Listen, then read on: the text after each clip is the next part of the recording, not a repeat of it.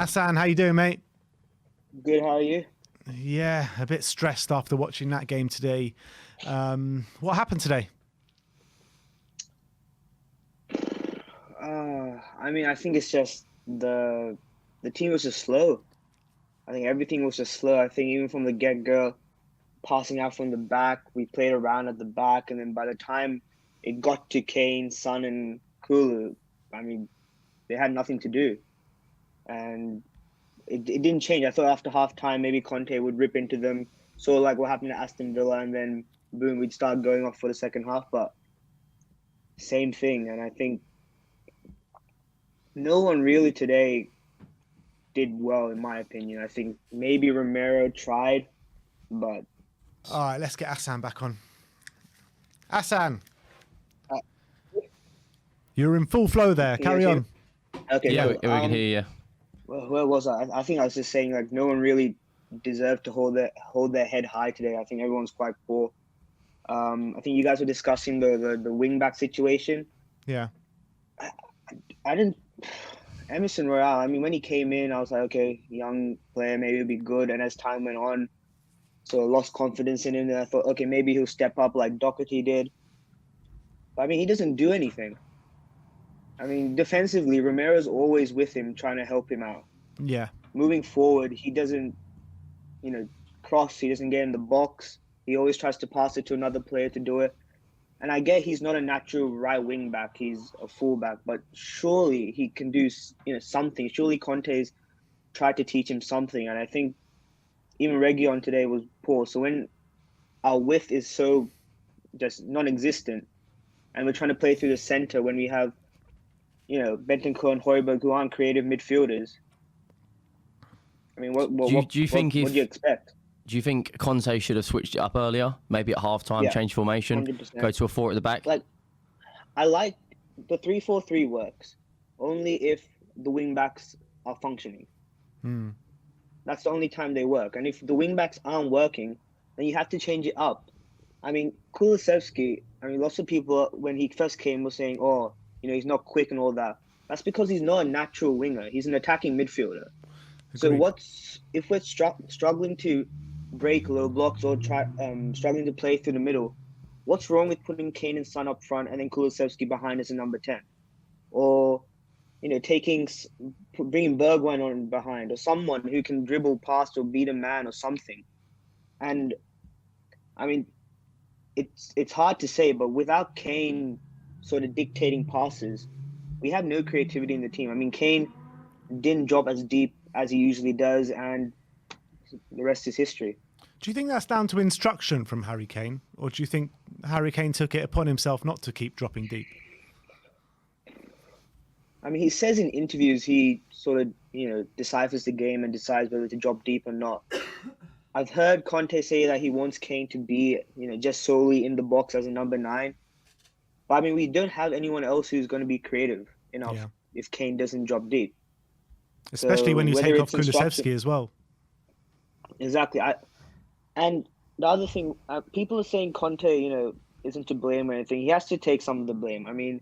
It's good to have a set 11, this is how I want to play. But if those players don't do well, he doesn't seem like he knows what to do. And I know you look at the bench, you think, okay, Bergwijn's okay, Lucas is okay, but then the rest is, appalling. But you still bringing Bergwijn on in the 87th minute and expecting him to do something. It's just he can't do that all the time. He can't just come in and score a goal. He's not that kind of player. You need to give him some time to get into the game. And I thought you should have brought Bergwijn on 50th minute, 60th minute mark. I agree, but I'll ask the question to both of you. I'll start with you, ASAN, but can you tell Man United just scored a second 2-0 to Man U.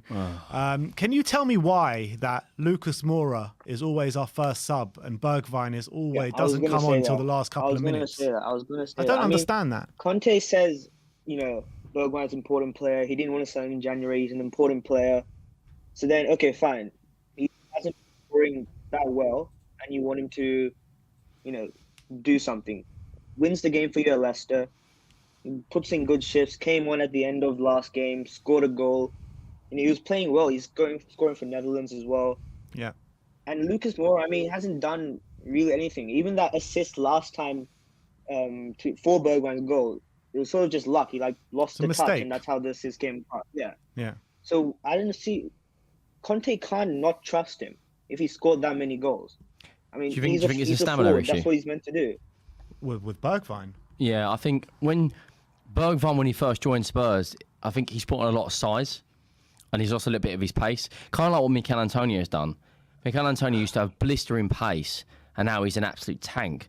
The issue, there's got to be some sort of mentality issue with Bergwijn, because it's no coincidence that Nuno, Jose, Conte, even Mason, no one played him. Same as Ndombele. Lucas Moura has the right attitude because he's so COYS, and a passion merchant.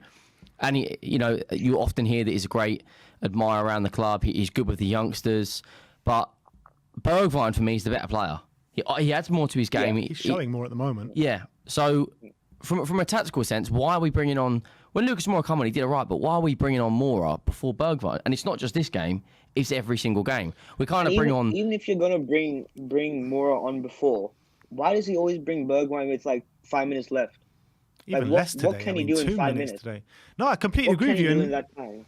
Well, I mean, you'll point back to the Leicester game and say otherwise, but you can't do that every single game. You know what I mean? Exactly. And what must be going through Bergwijn's head when every time he steps onto that pitch, we see intent there, we see good play, we see a player that's on form, that's showing a bit of confidence, scoring for the Netherlands, 3 goals in 2 games, good performance against Leicester, Newcastle, West Ham for Spurs.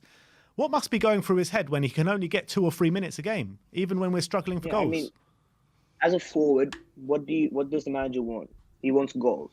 So when you get goals and you're still not playing, or even if you're not playing, coming on early, I mean, he must be thinking, what more can I do? Yeah. Because I can't figure out what else he has to do.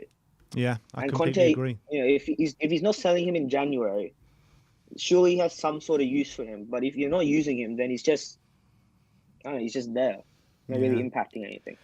ASAN. I still wonder why he hasn't used him as like a right wing back. Whether that's just like not like happen. Like, 'cause people say like Emerson, he's good defensively.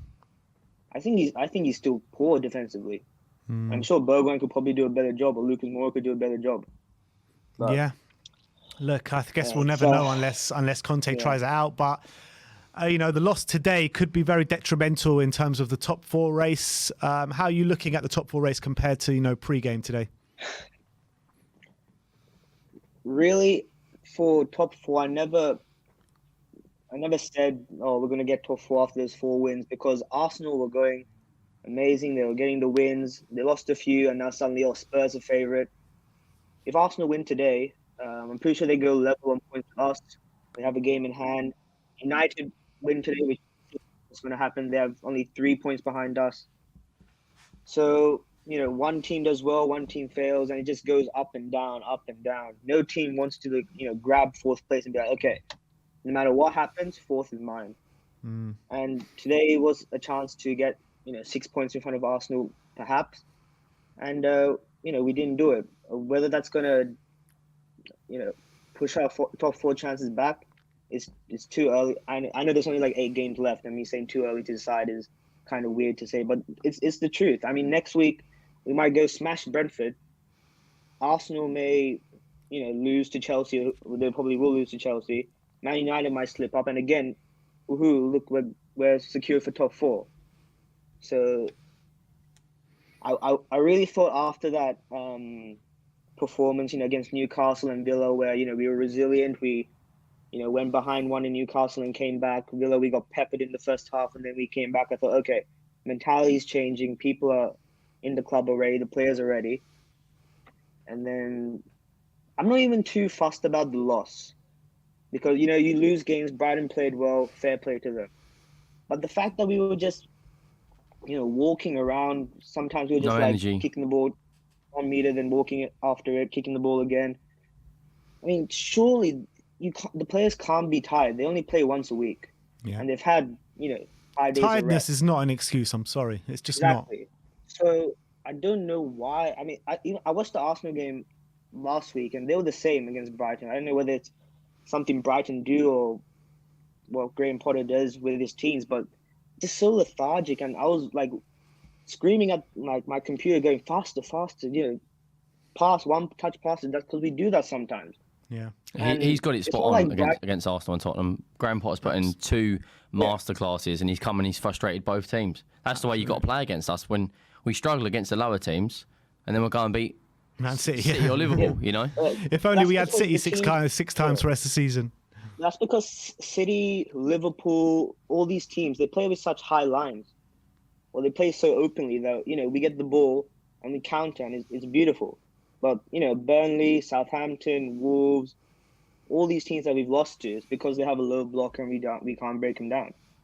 And Brighton didn't even really play with a low block. I don't really know what happened, but it's back to reality, I guess, for a lot of us. Yeah, absolutely. All we can do is guess it's hope that Southampton do us a favour today. Doesn't look like Norwich are going to do us that favour, but Southampton, let's hope for them. It's still 0-0. Not long to go till half-time, 39 minutes on the clock now. So we'll see. But ASAN, thanks for coming on today, mate. No worries. Some good opinions, good to chat, and we'll see you next time. Yep, see you. Come on, you Spurs. Come on, you take Spurs. care, mate.